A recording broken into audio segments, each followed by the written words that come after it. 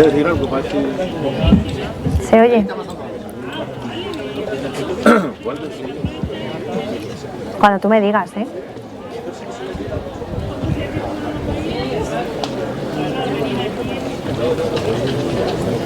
Los vamos a poner morenos, eso sí, garantizado. Sí, el sol nos va a dar fuerte, ¿A que sí? sí.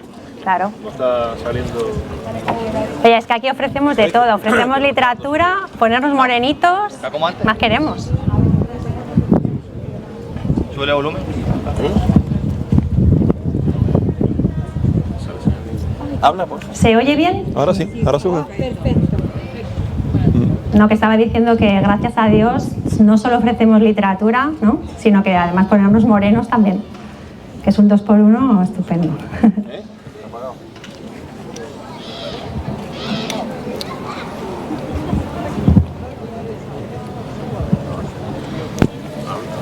¿Sí? Pues si yo digo que sí, ¿tú que no? Los peores matrimonios empiezan así, por cierto.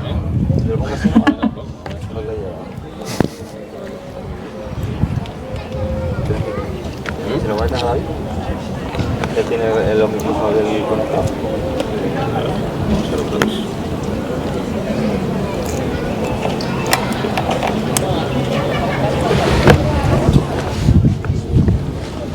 Te lo iba a poner de pie. Que te lo iba a poner de pie. Para que se vea. Sí. Vale.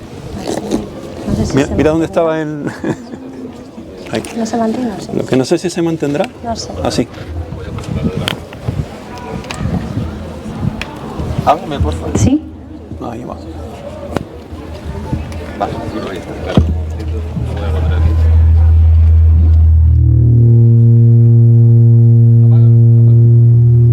Si ves que te pasa eso, lo apagas. Se acopló.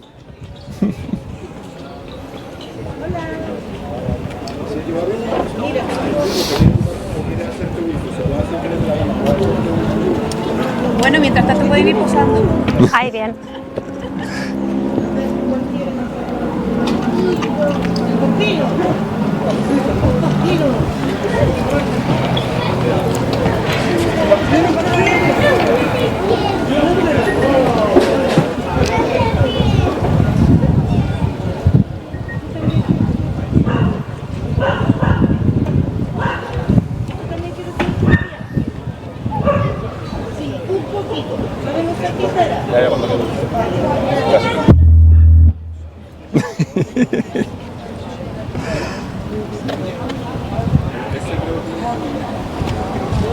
Enciéndelo. Perfecto. Habla.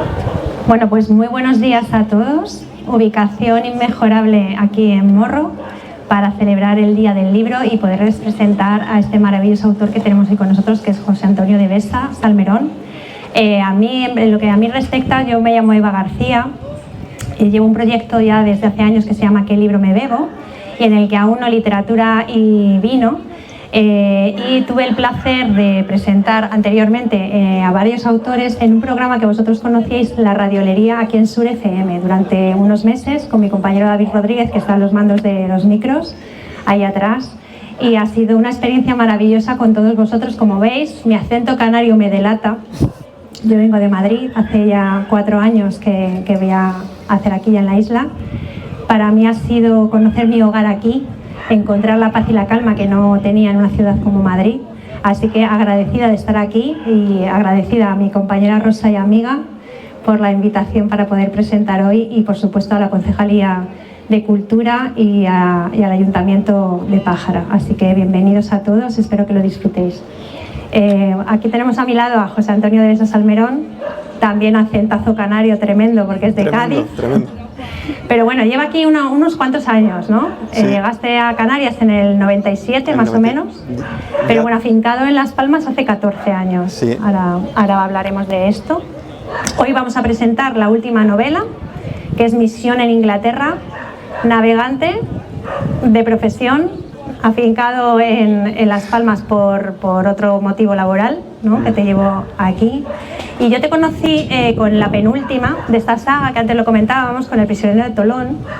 Hablas de personajes históricos que han marcado muchísimo y muy conocidos de la historia de España.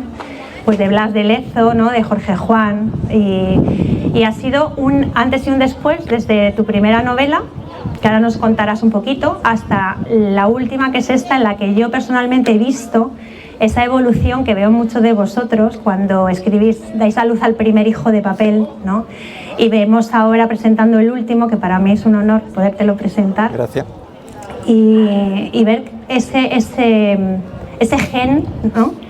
Que vais depositando en cada uno de vuestros hijos cuando los sacáis a la luz y los veis en formato papel por fin.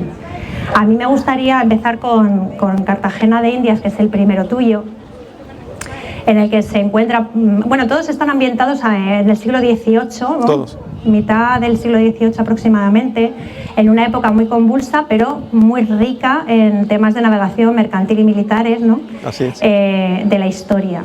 Siempre, claro, tu faceta de historiador en esto tiene mucho que ver, porque es tu formación principal, vamos a decir. Entonces, siempre se abre un debate para mí, que luego nos comentas, yo ya te voy a pasar el micro rápidamente, entre esto del historiador y del novelista, ¿no? Porque, bueno, hay que ceñirse a los hechos históricos que no se pueden cambiar, pero tenéis la faceta de ser grandes contadores de historias. Entonces, creo que tienes esa ventaja de ser, de tener más acceso quizá a esa parte histórica y luego podernos novelar esos hechos históricos de una manera diferente para aquellos que nos parecía al inicio muy tedioso el tema histórico. Yo soy una de ellas y luego soy una friki fan de la novela histórica. O sea que te digo que según cómo te lo cuentan las cosas, al final acabas siendo amante de ello.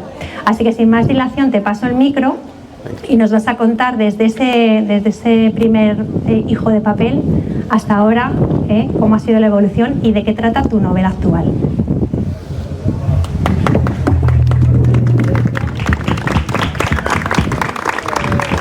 Bueno, buenas tardes a todos. Muchísimas gracias por invitarme a venir. A Eva, a Rosa y al Ayuntamiento de Pájara. Como dice yo, lo de escribir para mí es una afición, porque yo me dedico a otra cosa, pero ya que tienes una afición, pues lo intentas hacer lo mejor posible, ¿no? Es verdad que yo soy licenciado en Historia, he estudiado Historia por gusto, ya que no me dedico a ello, y eso me ha ayudado mucho a la hora de dedicarme a escribir estas novelas. Dentro de la historia, porque la historia es muy amplia, a mí siempre me gustó la historia moderna, que para que ustedes se hagan una composición es la que va desde el descubrimiento de América hasta la Revolución Francesa aproximadamente. Y dentro de esos 3 siglos y medio, me gusta mucho el siglo de la Ilustración, que es el siglo XVIII, por lo que supuso de cambio de mentalidades, de cambio de dinastía aquí en España, y concretamente con el tema sobre el que yo soy un auténtico friki, que es la Real Armada del siglo XVIII.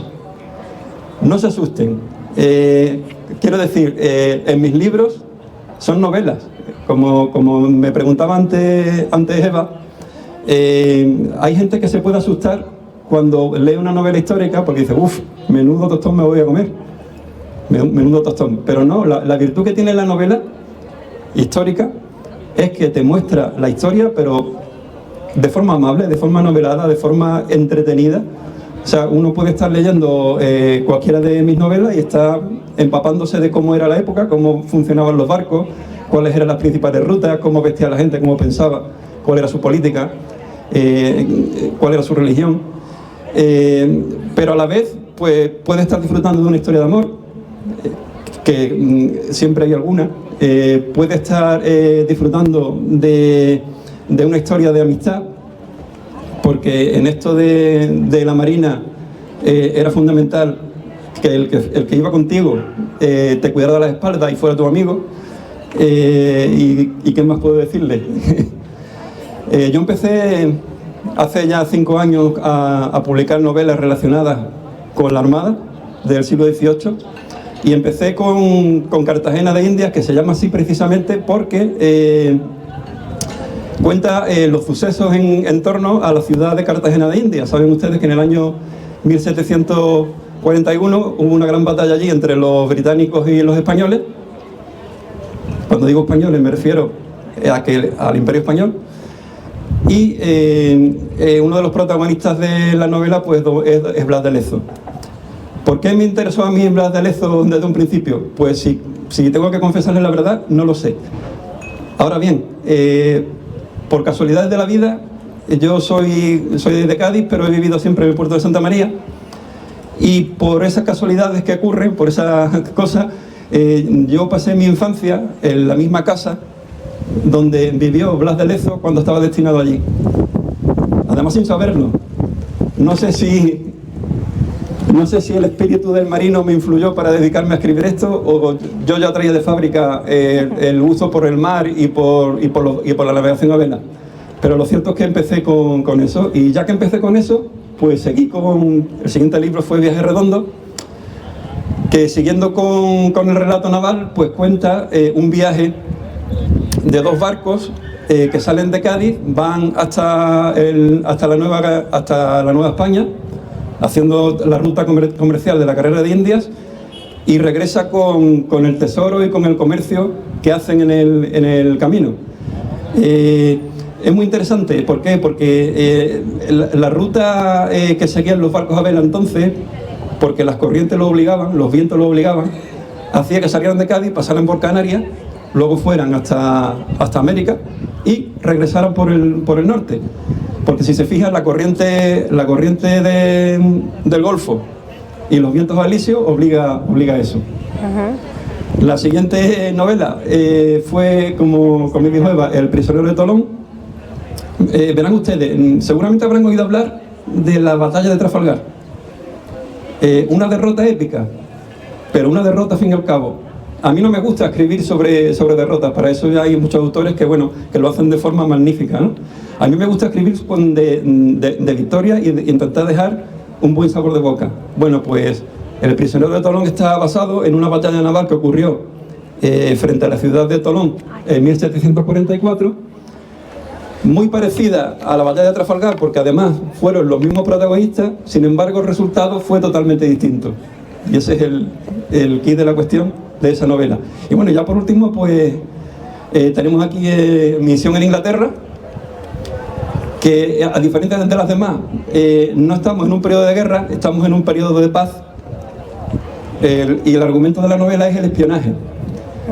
En aquellos años, en que no existían, en el siglo XVIII, que no existían las armas estratégicas, es decir, no había los misiles intercontinentales, ni los barcos que hay ahora, digamos que el arma estratégica por excelencia era la armada, y las principales potencias de la época, que eran Inglaterra, era España y era Francia, pues todos intentaban tener los mejores barcos posibles y la mejor ciencia de navegar posible, los mejores cañones, los mejores marinos, porque eso era política, era poder, era proyección de fuerza. Y bueno, en los periodos de paz se dedicaban las marinas a espiarse unos a otros.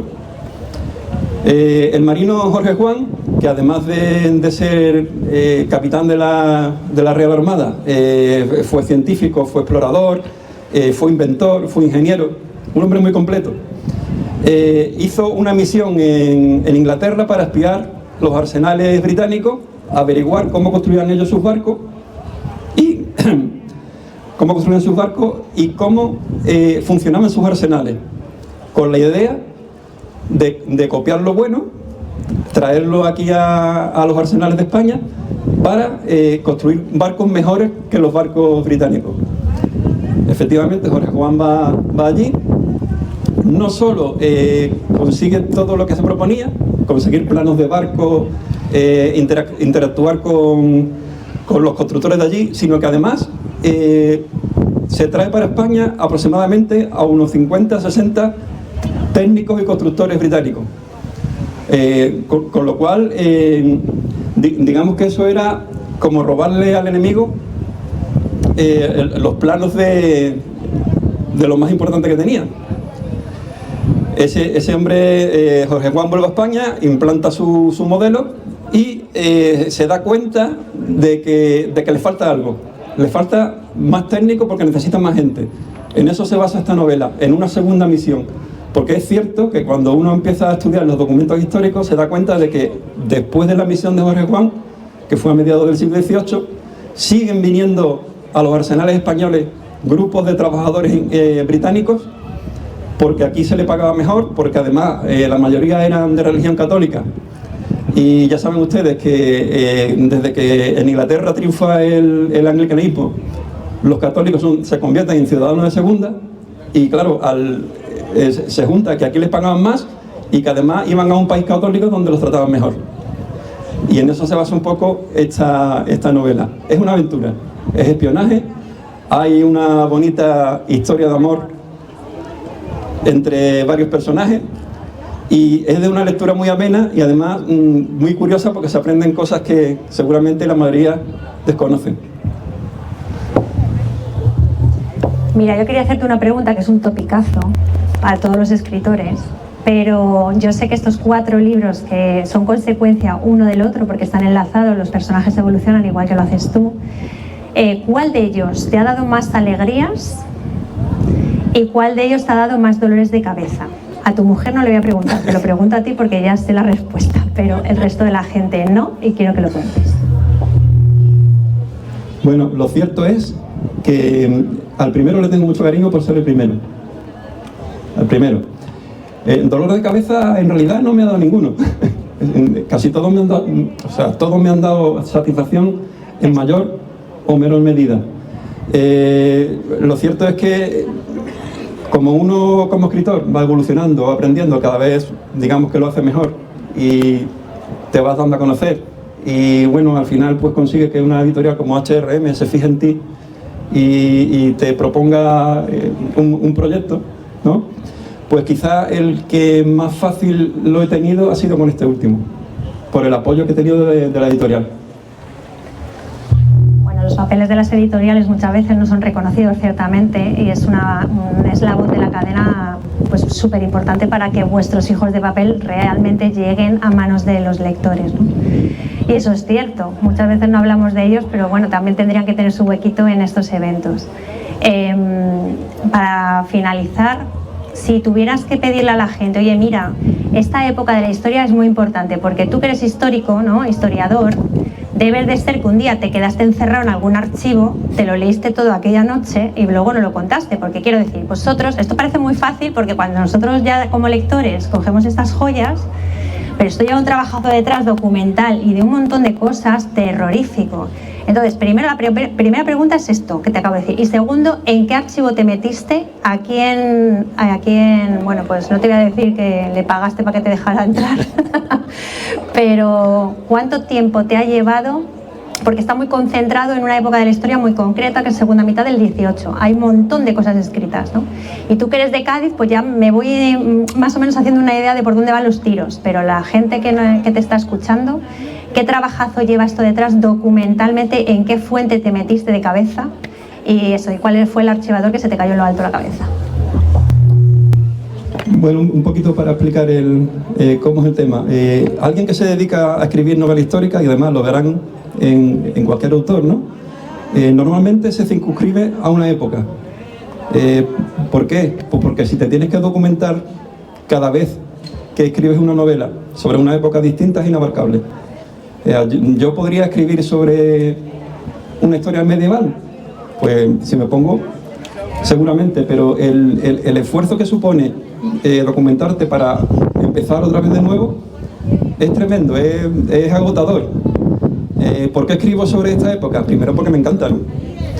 Y luego porque realmente yo siempre me leía todo libro de historia, todo artículo, toda tesis doctoral que caía en mis manos relacionada con la Armada, con el siglo XVIII, con la nueva dinastía, porque saben ustedes que lo que tiene el siglo XVIII es que nada más empezar hay un cambio de dinastía en España, pasamos de los Austrias a los Borbones y cambia todo.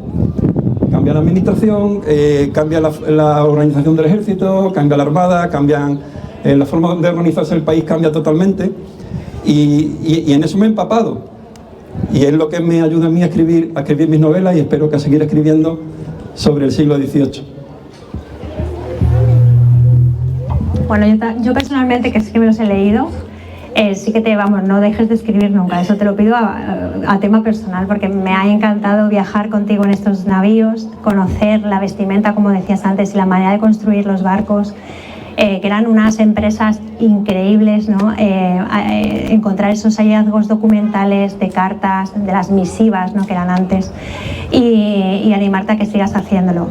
Y yo personalmente, como sabes que me dedico a lo que me dedico, pues me he tomado la licencia hoy de traer el vino que elegí para tu libro, que está ahí en el puesto, pero que hoy te lo vas a llevar porque lógicamente no podía ser de otra manera que hacerte entrega también por parte de qué libro veo del vino que escogí para esta misión en Inglaterra. Así que muchísimas gracias por estar aquí, José, ha sido un placer y espero tenerte pronto en otro encuentro y con la nueva que salga después de esta. Así que mucho éxito para ti, muchas gracias. Gracias.